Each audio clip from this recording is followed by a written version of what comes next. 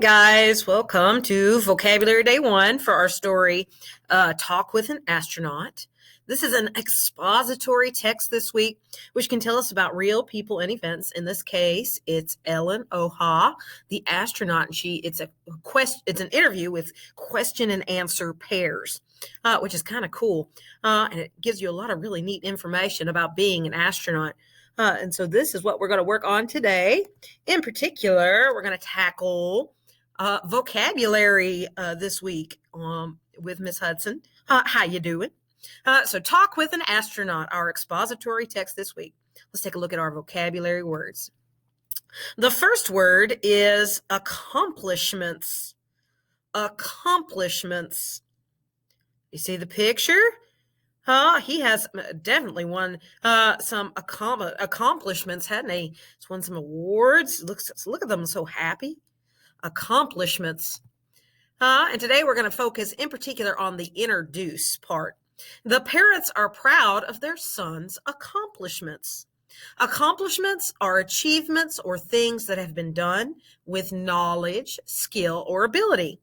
So we're going to say accomplishments with me. What is something you have accomplished? Oh, I bet you there's something that you have accomplished, that you have done with knowledge, skill, or ability. Maybe it's vocabulary, huh? Maybe that's your jam. You've done it and accomplished something important.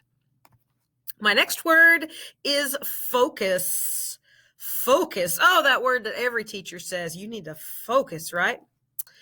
The chemistry student's focus is on several test tubes. Did you see it? Focus means the central point of attraction, attention, or activity. Focus. So if you're tired, it's really hard to focus. And focus can be so important. Can you think of an activity that you have to do with focus? Well, I know as an adult, when I drive, I need to be focused. I need to be paying attention to what I am doing as I drive for my safety and the safety of others, right? Gravity. Oh, look how cool this picture is. Gravity. Oh, so neat.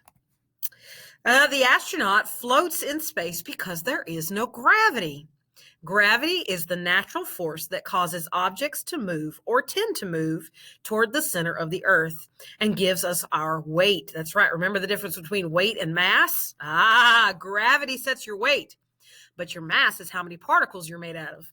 So it's a lot different, isn't it? We talked about gravity before. What would it be like to float in zero gravity? Oh, I think it'd be so cool. Monitors is our next word. Monitors. And oh, I bet you're staring at one right now, aren't you? Monitors. What an appropriate word.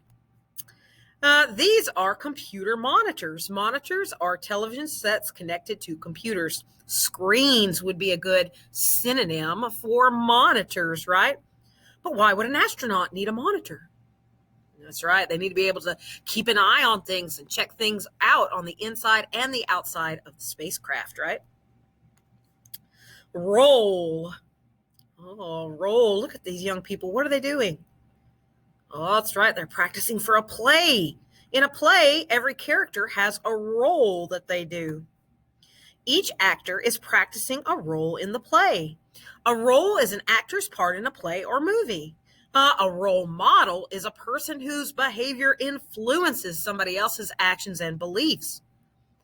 I would have to say I've had many role models growing up, but in particular, my dad helped me to be the person I am today. And so he has got to be my number one role model, a person who helps set your patterns for behavior and belief in your life, right? My next word, last word this week is specific. Oh, nobody likes to say this word.